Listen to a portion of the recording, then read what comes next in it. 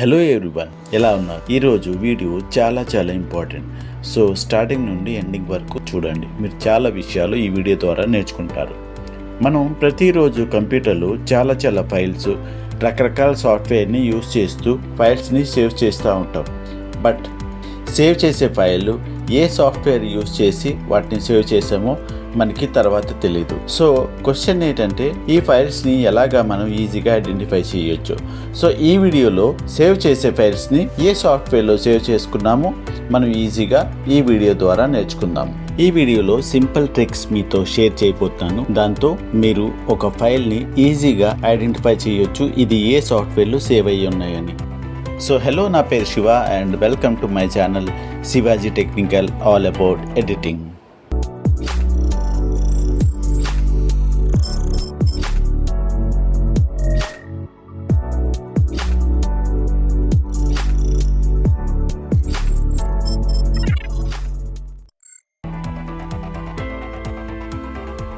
So ముందుగా ఫైల్స్ని నేను ఒక ఫార్మాట్ బట్టి సెట్ చేసుకున్నాను. First type of files document files. ఇప్పుడు ఈ ఫైల్స్ని ఎలా ఐడెంటిఫై చేయొచ్చో ఇప్పుడు చూద్దాం.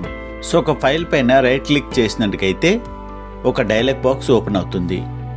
ఈ డైలాగ్ బాక్స్లో ప్రాపర్టీ అనే ఆప్షన్ వస్తుంది. ప్రాపర్టీ ఆప్షన్ పైన క్లిక్ చేసినట్టుకైతే ఈ యొక్క ఫైల్ డీటెయిల్స్ వస్తాయి. ఈ ఫైల్ ఏ ఫార్మేట్లో సేవ్ అయ్యి ఉన్నదో ఈ ప్రాపర్టీ అనే ఆప్షన్లో కనిపిస్తాయి. ఫైల్స్ పేరుతో పాటు డాట్ ఎక్స్టెన్షన్తో ఐడెంటిఫై చేసుకోవచ్చు. ఫర్ ఎగ్జాంపుల్ .txt అంటే నోట్ ప్యాడ్ ఫైల్, .doc అంటే వర్డ్ ఫైల్. సో ఈ విధంగా ఎక్స్టెన్షన్ పేరు బట్టి ఇది ఏ అప్లికేషన్ అంటే ఏ సాఫ్ట్వేర్ ఫైలో ఐడెంటిఫై చేసుకోవచ్చు.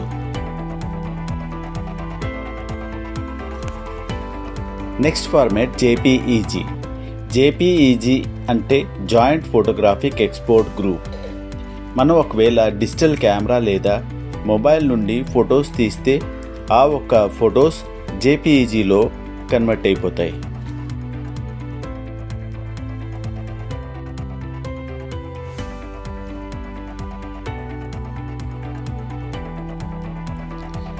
నెక్స్ట్ ఆడియో ఫార్మాట్ వాయిస్లో లేదా మ్యూజిక్ రూపంలో ఉంటాయి. ఈ ఫైల్స్ .mp3 లేదా .wav ఫార్మాట్లో ఉంటాయి. సో .mp3 లేదా .wav ఫార్మాట్లో ఉన్న ఫైల్స్ని ఆడియో ఫైల్స్ అంటాం.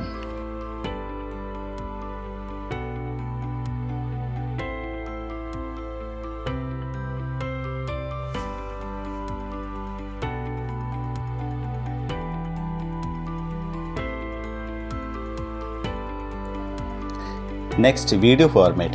ఈ ఫార్మాట్ వీడియో అండ్ ఆడియోతో పాటు కలిసి ఉంటాయి.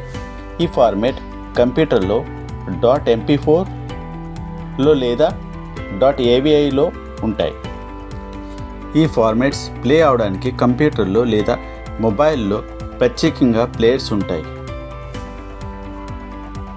నెక్స్ట్ ర్యార్ కానీ జిప్ ఫార్మాట్స్.